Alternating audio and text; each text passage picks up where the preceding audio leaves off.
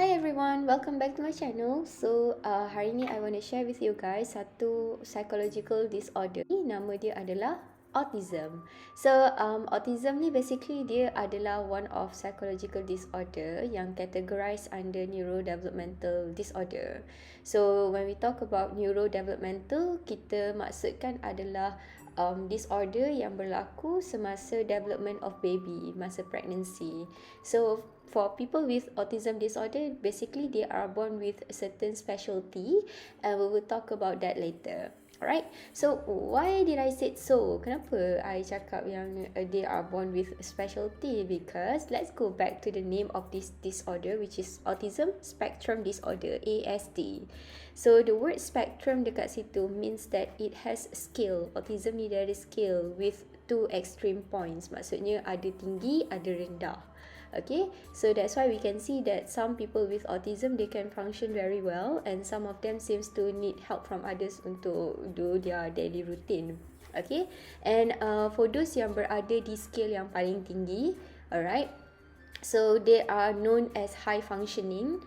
Previously they are known as Asperger syndrome, tapi now in DSM-5, let's say someone has autism, they just simply diagnose them with ASD. Dah tak ada lagi dah classification macam tu. Alright, so what are the common symptoms ataupun sign of ASD? Actually, dia ada dua yang common. The first one is actually about social interaction ataupun communication, whereby you can see that people with autism, they has less or inconsistent eye contact, or probably they didn't have, you know, macam satu formal sentence that they can macam cakap dengan baik.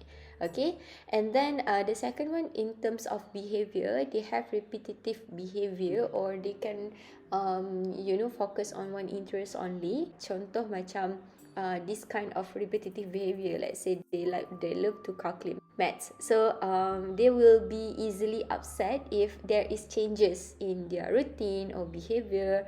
And one more thing that is obvious for those with autism is that they are really sensitive with sensory input.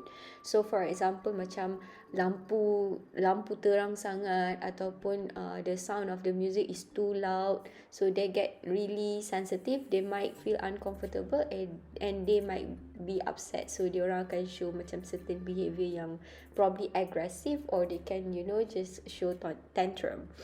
Basically, kalau nak nampak dengan lebih clear, you can watch ada satu series ni, tajuk dia The Good Doctor, whereby dekat situ ada seorang surgeon yang dia diagnosed with autism. Basically dia adalah autistic lah. Okay, but he can be a surgeon and dia can perform really well.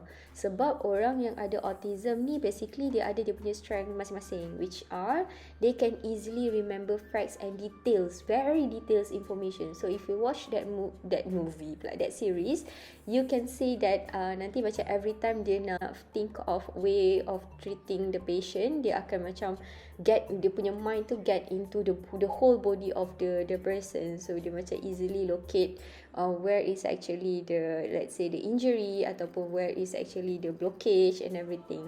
So in terms of that, they are really macam very good. Alright, so basically macam, of course, macam parents start to wondering macam macam mana nak elak, macam mana nak tahu and everything. Some parents they receive late diagnosis.